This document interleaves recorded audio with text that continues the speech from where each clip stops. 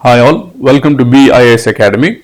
We're discussing Indian polity, Companies Rule 1773 to 1858. In this topic, we're going to discuss about Charter Act of 1853. Before this, we have discussed Charter Act of 1833. Okay, when was the Companies Rule started? It was started with Regulating Act of 1773. And then after that, we have discussed British India Act of 1784 and then Charter Act of 1833. And now we are discussing Charter Act of 1853. Okay, this was the last of the series of Charter Acts. Okay, it was significant as a constitutional landmark. Okay, we will see why it was significant as a constitutional landmark. Because for the first time it separated legislative and executive functions. For the first time.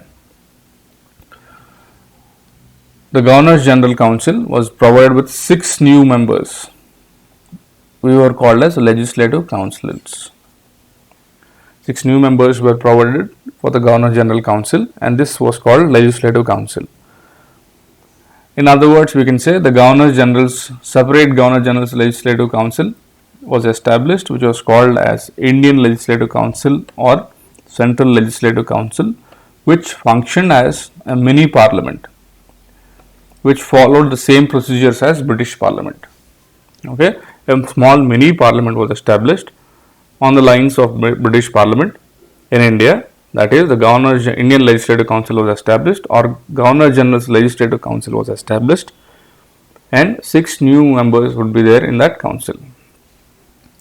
Earlier, Regulating Act provided for 4 members to support and aid the governor. Now, 6 new members were added for the Legislative Council. For the first time, it introduced open competition for the system of selection and recruitment for civil servants. That is, the covenanted civil services, that is, the higher civil services was open for India. According to the Macaulay Committee on Indian Civil Services, which was appointed in 1854. So, as per the recommendations of the Charter Act of 1853, Macaulay Committee was set up on Indian Civil Services in the year 1854. So, and it introduced open competition. Right, now what? As you are writing now, it's open competition. Similarly, that was introduced in the year 1853. Okay, this act extended the company's rule. Okay. The company was given certain permission to rule for some more years.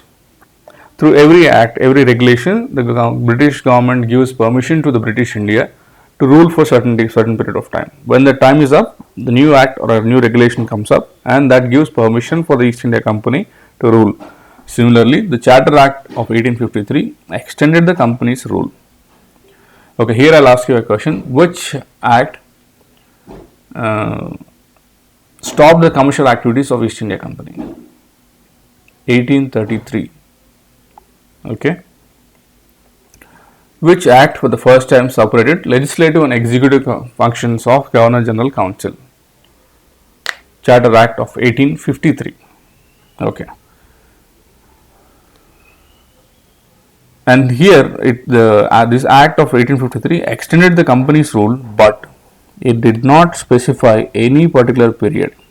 Earlier, particular periods were used to be mentioned in the charters, but here it was not mentioned. What does it indicate? It indicates that company rule could be terminated at any time when the parliament liked it. Okay. Apart from this, it also introduced for the first time local representation or in the Indian Legislative Council. Okay, earlier we have seen there was a Indian Legislative Council, or the Governor General's Legislative Council was formed with 6 new members. So, in this, local representation was provided. Of the 6 new legislative members of the Governor General, 4 were appointed. 4 members were appointed by the local governments of Madras, Bombay, Bengal, and Agra. Of the 6 legislative members, 4 members were appointed by the local governments of Madras, Bombay, Bengal and Agra. Okay, so with this we'll end this lecture. If you have any doubts and queries, you can mail us to biasacademy@gmail.com. Thank you for listening. Have a great day.